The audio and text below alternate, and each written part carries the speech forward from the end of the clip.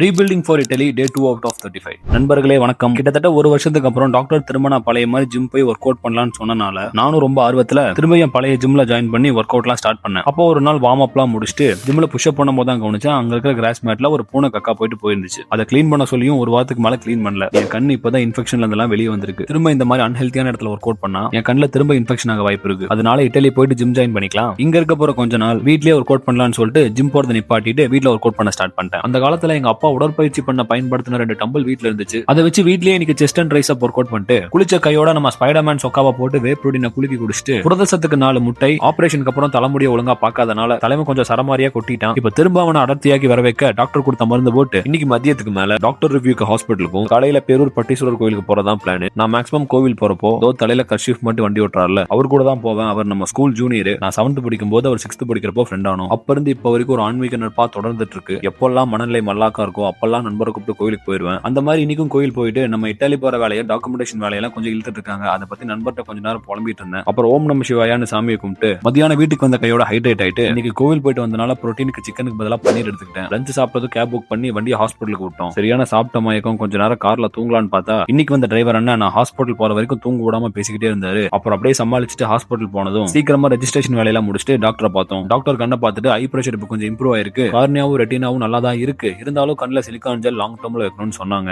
So இப்போ வரைக்கும் all good, ஒரு பிரச்சனையும் இல்ல. சோ நான் இட்டலி போறதுக்கு முன்னாடி டாக்டர் கிட்ட பிரிஸ்கிரிப்ஷன்ஸும் ஒரு 6 மாசத்துக்கு மருந்தும் ஹெல்த் ரிப்போர்ட்டும் வாங்கிட்டு போகணும். அது மட்டும் இல்லாம அங்க போனதுக்கு அப்புறம் இட்டலியில ஒரு நல்ல ஹாஸ்பிட்டல் டாக்டர் ரிவ்யூக்கு வேற பார்க்கணும். இதுக்கெல்லாம் முன்னாடி விசா இன்டர்வியூ பேப்பர் ஒர்க் அதெல்லாம் வேற பெண்டிங் இருக்கு. சரி எல்லாம் சமாளிச்சுக்கலாம்னு சொல்லிட்டு எப்பயும் போல டுவாலிங்கோல இட்டாலியன் ஸ்டிக்கை போட்டு நம்ம ஏரியா நண்பர் ஹரிஷ் கூட இன்ட்லைம் அடிச்சுட்டே நம்ம ஒயிட் ஹவுஸ்ல அட்டி விட்டு இந்த 35 டேஸ் ஒரு நாளைக்கு ஒரு நல்ல படம் பார்க்கணுங்கிறத கோலா வச்சிருந்தேன். ஆனா இன்னைக்கு ரொம்ப டயர்டா இருந்தனால ஒரு நல்ல இன்டர்வியூ பார்த்து டின்னரை முடிச்சுட்டு 2வது கட்டமா பிரஷ் பண்ணிட்டு நாளை முடிச்சுக்கிட்டேன். இனி அடுத்த நாள் விசா இன்டர்வியூக்கு தேவையான டாக்குமெண்டேஷன் வேலையெல்லாம் முடிக்கணும். சீக்கிரமா டே 3 வீடியோல பார்ப்போம். வட்டா பாய்.